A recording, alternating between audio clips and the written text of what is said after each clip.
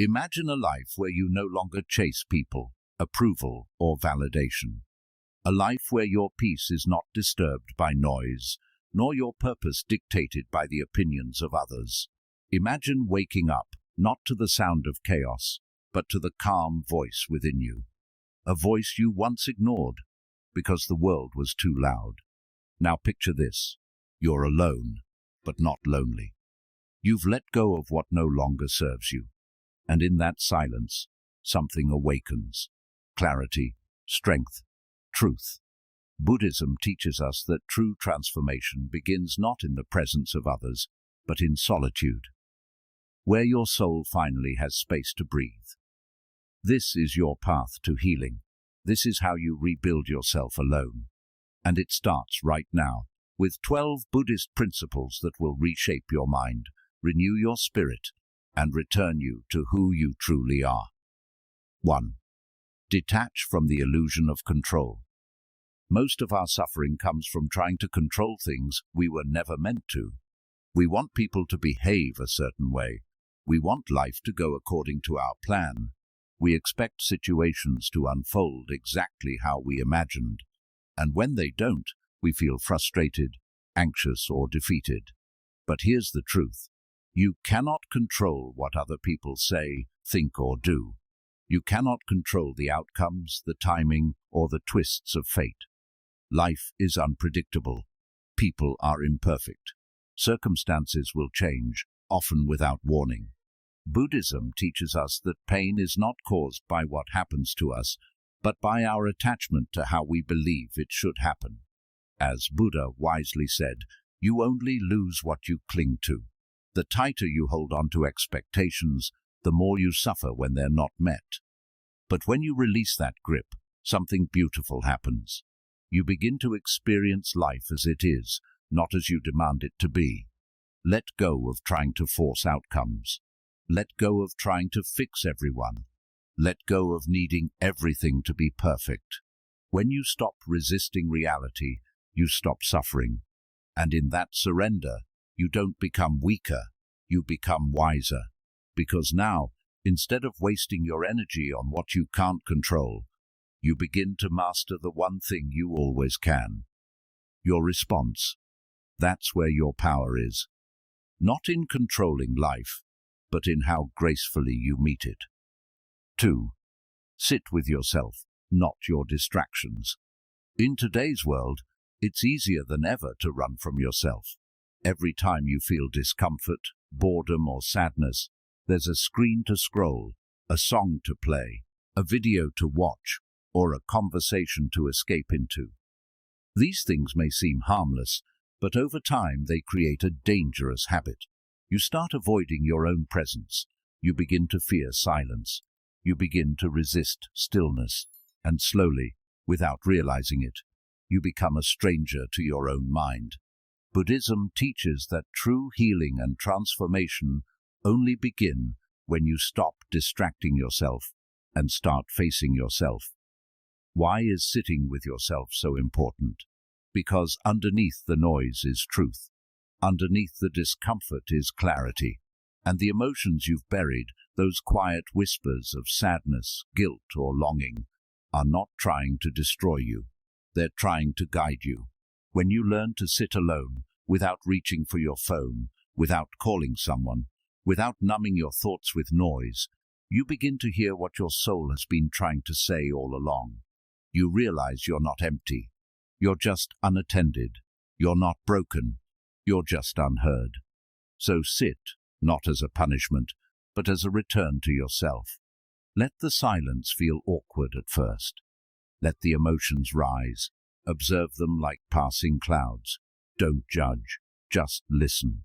Because the moment you become fully present with yourself, without needing anything else to escape into, you begin to remember who you really are. And that, in itself, is the beginning of transformation. 3. Embrace the pain that rebuilds you. Most people run from pain. It's natural. We think pain is something bad, something to avoid, something to fix as quickly as possible. But in Buddhism, pain is not the enemy. It's a messenger. It's a mirror. It's the crack through which light enters the soul. The truth is, growth never feels like comfort. It feels like loss, like confusion, like everything falling apart. But just like a seed must break open before it can grow into a tree, you must allow parts of yourself to break so you can rise into someone greater. Pain is not here to punish you. It's here to reshape you. When you sit with your suffering instead of numbing it or escaping it, you begin to understand its wisdom. That heartbreak, it showed you what you truly value. That failure, it taught you resilience you never knew you had. That silence, it brought you face to face with the parts of yourself that need healing. You can't rebuild yourself if you're always hiding from what hurts. And here's the shift. Instead of asking, "Why is this happening to me?" ask, "What is this trying to teach me?" This change in mindset turns pain into power. The most peaceful people you'll ever meet are not the ones who never suffered. They're the ones who look their pain in the eye, accepted it with grace, and let it transform them. So don't rush to escape what hurts. Let it burn away the old version of you, the one that was too afraid, too dependent, too lost. And from those ashes, a stronger, clearer, and wiser you will rise. This is the beauty of pain when met with presence. It doesn't just break you, it rebuilds you. 4. Simplify your life. Amplify your spirit. In a world that constantly pushes us to want more, do more, and become more, simplicity often feels like a weakness. But in Buddhism, simplicity is not a step backward. It's a return to clarity, a return to peace. Think about it. How many things do you carry, physically, mentally, emotionally, that you don't truly need? How much energy is drained managing things that add no value to your spirit? The clutter in your home, the overcommitment in your schedule, the noise in your digital life, and the toxic people in your circle, they all weigh you down, quietly and constantly. Buddha taught that desire is the root of suffering, not just material desire, but the craving for more recognition, more possessions, more distractions. But the path to transformation isn't found in adding, it's found in subtracting. Start by asking, what is truly essential to my peace? Simplify your surroundings.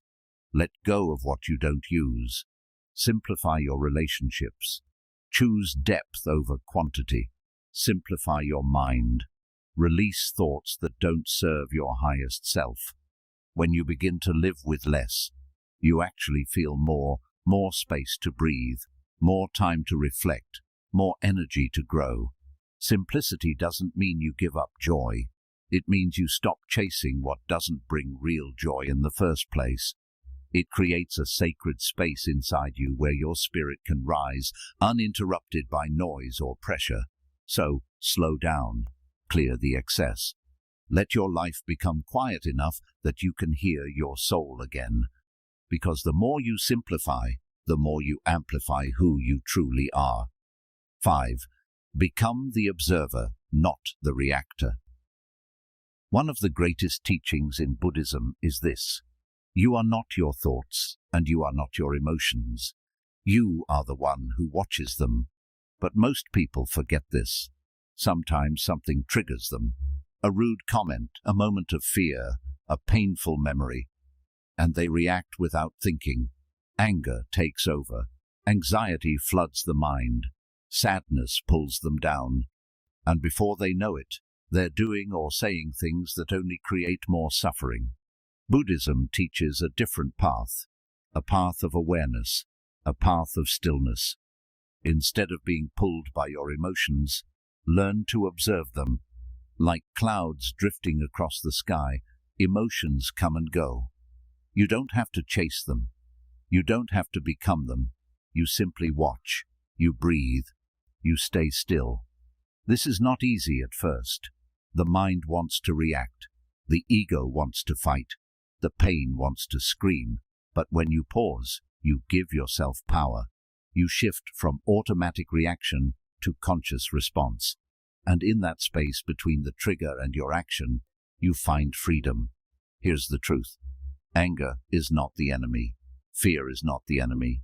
Even sadness is not the enemy. The real danger is losing yourself inside of them. So practice becoming the watcher of your mind.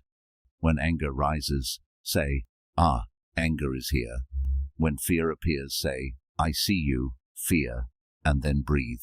Don't push it away. Don't fight it. Just let it pass, like a wave rolling over you, not through you.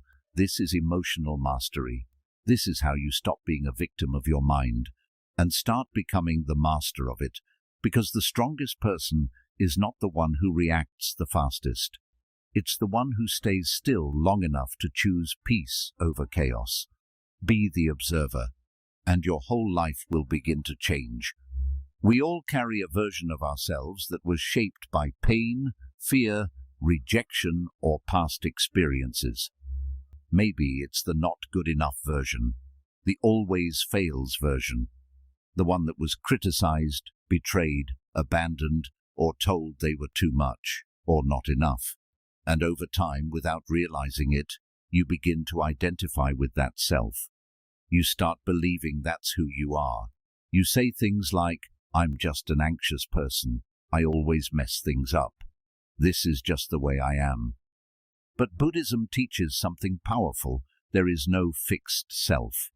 The self you believe you are is not permanent. It can change, it can evolve, it can be rebuilt. Yet in order to become someone new, you have to be willing to let go of the version of you that no longer serves your highest good. Let go of the self that doubts. Let go of the self that shrinks to fit in.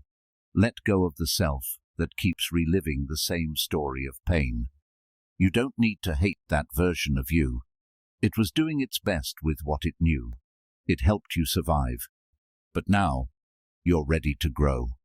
And growth means releasing the identity that was built on wounds, so you can step into one built on wisdom.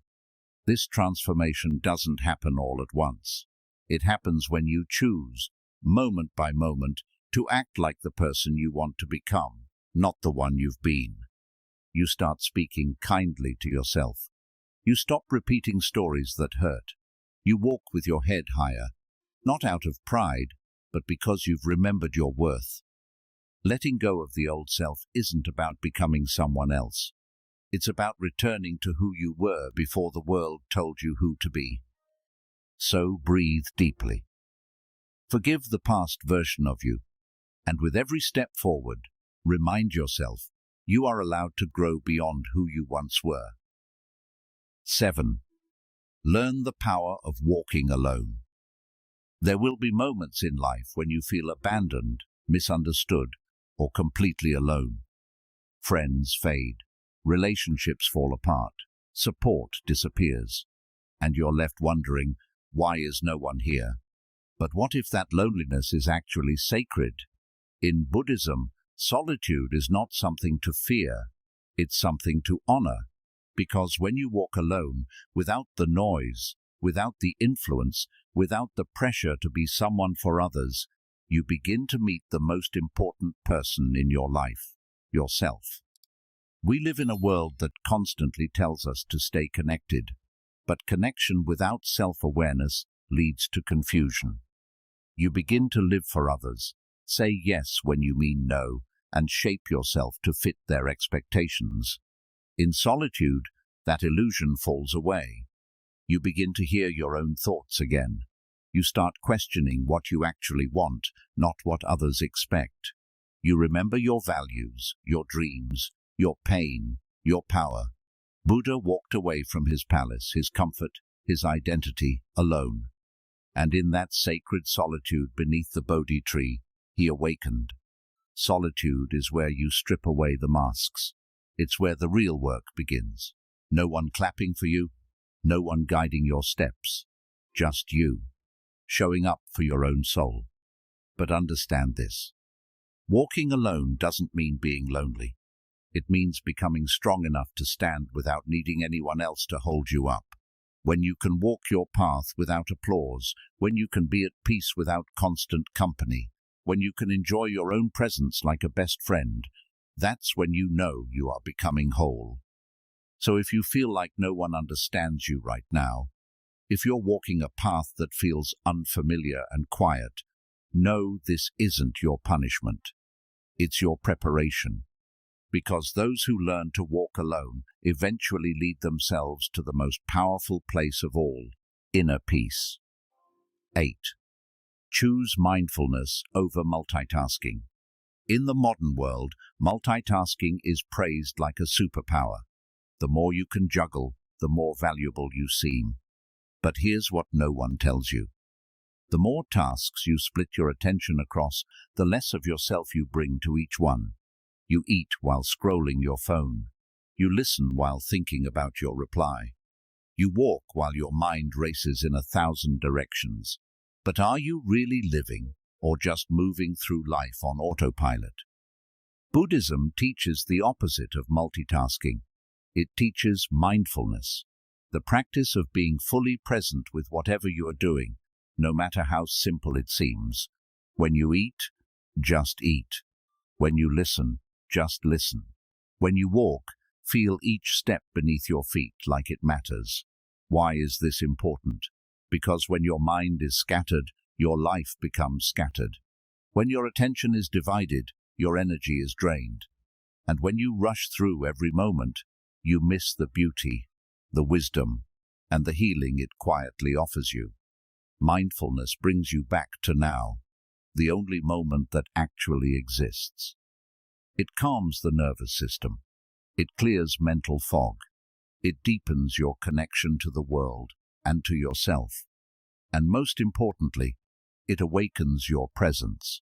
You begin to notice the flavor of your food, the sound of the wind, the rhythm of your breath. You begin to realize that life isn't happening later. It's happening right here. And the more present you are, the richer your life becomes. Even washing dishes can become a meditation. Even sipping tea can become a sacred act if you give it your full attention. So stop chasing more. Stop rushing through everything just to get to the next thing. Slow down. Come back to this moment. Because when you stop multitasking and start living mindfully, you don't just get things done. You come back to life itself. 9. Accept what is and change what you can. One of the deepest sources of suffering in life is the fight against reality. We wish things were different. We replay mistakes, regret decisions, hold on to anger, and obsess over things that are simply out of our control. But here's the truth. You cannot heal by resisting what is. Buddhism teaches a profound balance, acceptance and action. Accept what is, change what can be, and have the wisdom to know the difference. Acceptance does not mean giving up. It does not mean becoming passive.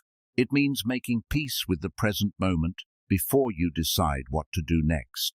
Because when you're at war with what's already happened, you drain your energy. But when you accept it, you free up space to respond wisely. You don't have to accept injustice.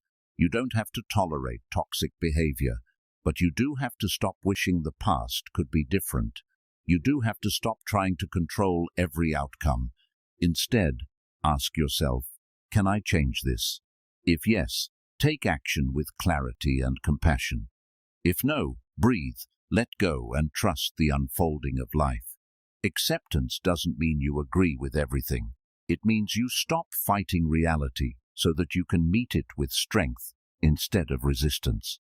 And action, true conscious action, comes from a still place, not a frantic one. When you accept what is, you can finally see clearly what steps to take. Here's what happens when you live this way. You stop being a victim of circumstances. You stop getting stuck in endless loops of worry or regret. You begin to move forward, not with fear, but with peace. Because peace is not the absence of problems. It's the presence of inner clarity in the middle of them. So repeat this to yourself when life feels heavy. I will accept what is and change what I can.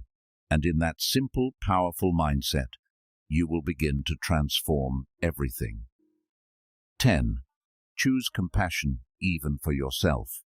It's easy to feel compassion for others. When someone else is in pain, we offer kindness, patience, and gentle words. But when we fall short, we become our own harshest critics. We replay our mistakes. We insult ourselves in silence. We carry guilt for days, weeks, even years. We hold ourselves to impossible standards and punish ourselves when we fail to meet them. But here's the truth. You cannot truly grow if you're constantly attacking yourself. Buddhism teaches that compassion must begin at home, and that home is your own heart. Self-compassion doesn't mean making excuses.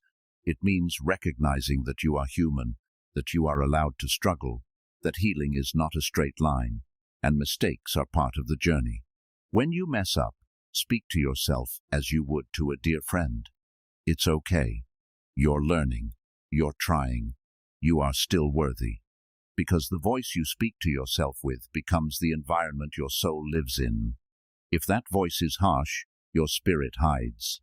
If that voice is kind, your spirit blooms. Think of a child learning to walk. If that child falls, you don't scold them. You cheer them on. You encourage them to get back up. You need to offer yourself that same grace. Even in your darkest moments, you are not broken. You are becoming. Even in your messiness, you are not a failure. You are a work in progress. Self-compassion is not weakness.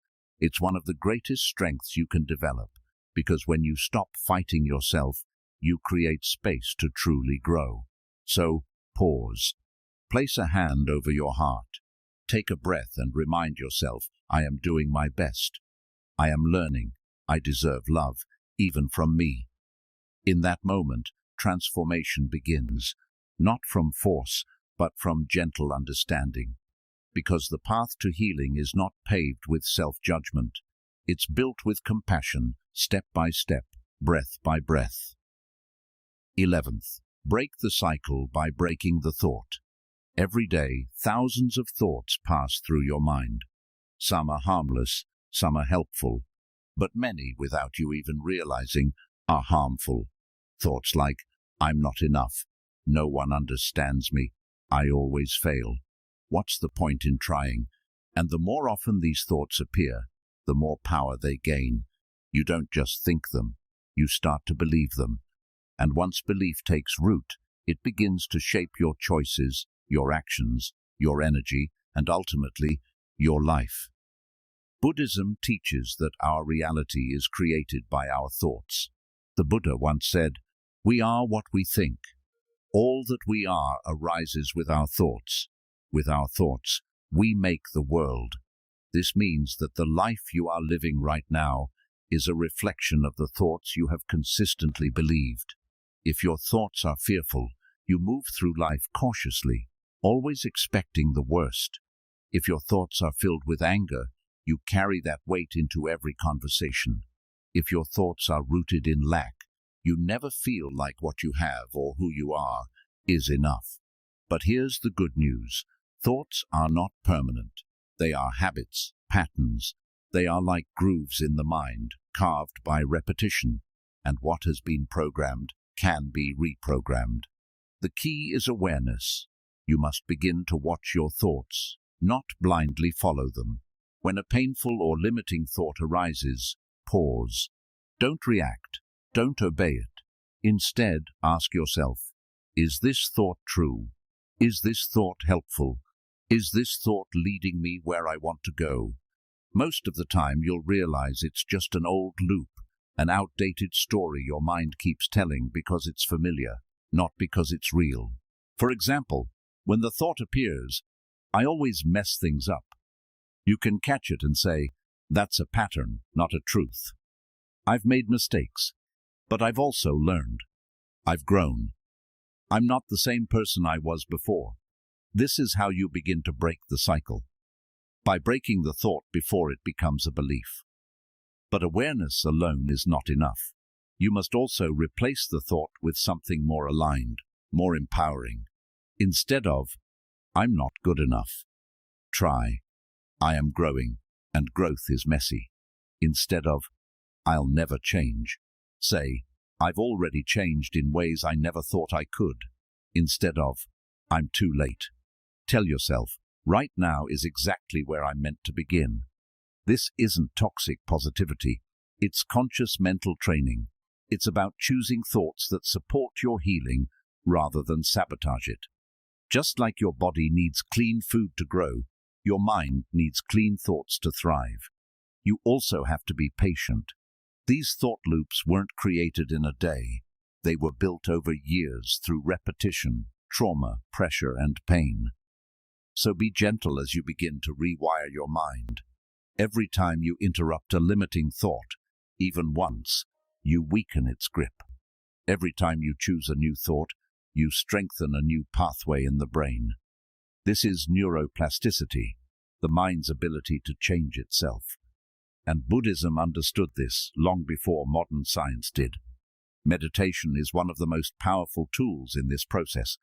When you sit in stillness, you start to notice the noise in your head. You start to see the same thoughts rising again and again. And in that stillness, you gain space. The space to choose, to let go, to reframe, to breathe instead of react. Over time, this conscious choosing becomes natural. You no longer believe every thought that appears. You become the observer, not the prisoner. You begin to think on purpose, not out of habit. And this is when transformation happens. Because when your thoughts change, your beliefs change. When your beliefs change, your energy changes. When your energy changes, your actions change. And when your actions change, your entire life begins to transform. So if you feel stuck in a cycle of fear, of anger, of sadness, look to your thoughts. What stories are you telling yourself? What assumptions are you clinging to? What labels have you outgrown? And most importantly, what new thought will you choose today? Because healing doesn't begin with a new job, a new person, or a new environment. It begins with a new thought. So break the cycle, catch the thought, challenge it, replace it. And with time, your mind will no longer be a battlefield. It will become your greatest ally. 12th, return to the breath. It is your anchor. In every moment of chaos, confusion, fear, or uncertainty, there is one thing that is always with you, always available, and always powerful enough to bring you back to peace. Your breath. It sounds simple. Too simple, maybe. But in Buddhism, the breath is far more than just air moving in and out of your lungs. It is your anchor to the present moment, the doorway to awareness, and the bridge between your body, mind, and spirit. When life becomes overwhelming, your mind tends to run in every direction. It pulls you into the past, replaying what went wrong. It jumps into the future, imagining worst-case scenarios. It creates fear, tension, panic, and before you know it, you're no longer present. You're lost in thoughts that don't serve you, but your breath is always in the now. It cannot exist in yesterday or tomorrow. It only lives here, in this very second. The past is gone. The future hasn't arrived, but this breath is real. When you bring your awareness to the breath, you bring yourself home, to peace, to presence, to life itself. For thousands of years, Buddhist monks have used breath awareness to cultivate mindfulness and inner stillness. Why? Because no matter where you are or what you're going through, the breath is always with you. You don't need tools, money, or permission, only the willingness to pause and return to yourself. When you focus on your breath, something powerful begins to shift. Your nervous system calms, your racing thoughts start to slow down, your heart rate softens. You're no longer caught in the storm of life. Instead, you become the calm center within it. Try it right now. Take a slow, deep inhale. Hold it gently. Now exhale. Do it again. This time, notice it. Feel the air entering your nostrils. Feel your chest expand. Feel the breath leave your body like a wave returning to the sea. That simple act of noticing, of being with your breath, is incredibly powerful. Because here's the truth. You are not your thoughts. You are not your emotions. You are the one breathing underneath them all. When anger rises, return to the breath. When sadness creeps in, return to the breath. When anxiety tightens your chest, return to the breath. It won't erase the situation, but it will give you clarity, space, and calm to face it with strength. In Buddhist teachings, the breath is more than just air. It carries prana, your life force. When your breath becomes shallow and erratic, your energy scatters and weakens. But when your breath is steady, intentional, and deep, your energy returns to you. You become grounded, aware, and alive. So the next time life overwhelms you, don't rush, don't resist. Just return. Just breathe. Because peace is not something far away. It's right here, in this moment, waiting in the stillness of your breath. And in that stillness, you'll find yourself. But when your breath is deep and intentional, your energy becomes steady, strong, and grounded. Many of us live disconnected from this power. We breathe unconsciously, fast and shallow, especially in moments of stress and anxiety. Yet the moment you begin to breathe consciously, with presence and purpose, something profound happens. You're not just calming yourself, you're reprogramming your entire mind-body system. This is why breathwork and meditation are more than just spiritual practices. They are tools for emotional healing, stress relief, and even physical well-being. And science backs this up. Studies have shown that mindful breathing reduces cortisol, the stress hormone. It improves heart rate variability, which supports emotional resilience. It boosts the immune system and enhances mental clarity. Through conscious breath, your entire system finds alignment. But beyond the science lies a deeper truth. The breath is your direct connection to life itself. The first thing you did when you came into this world was inhale. The last thing you will do before leaving is exhale. And every breath between those two moments is a chance to begin again. So when the weight of the world feels heavy on your shoulders, when your mind is spinning and your spirit feels lost, don't rush outward looking for relief. Just pause, close your eyes, place a gentle hand over your heart, and breathe. Let your breath become your prayer. Let it carry your pain, your worries, your tension. Let it remind you, you are here, you are alive, and this moment, right now, is enough. Make it a daily practice, first thing in the morning, before the world speaks to you. Breathe. In the evening, after the noise of the day has settled, breathe. In between tasks, before reacting, before speaking, just pause and breathe. Even a single conscious breath has the power to shift your entire state of being. Because when you learn to master your breath, you begin to master your mind. And when you master your mind, you become free. Not because the world has changed, but because something within you has. So return to the breath again and again. Let it be your anchor when everything around you feels unstable. Let it be your teacher, your guide, your silent sanctuary. In the stillness between inhale and exhale, you will find yourself, not the version shaped by expectations and noise, but the version that has always been there, calm, present, and whole. That is where true transformation begins. In a world that constantly tells you to move faster, to achieve more, to be everywhere and everything at once, Buddhism whispers something different. Slow down, be still, go within. Because the transformation you are seeking will not come from applause, from people, or from possessions. It begins in solitude, in silence, in the courageous decision to rebuild yourself from within. These 12 principles are not just ideas, they are invitations.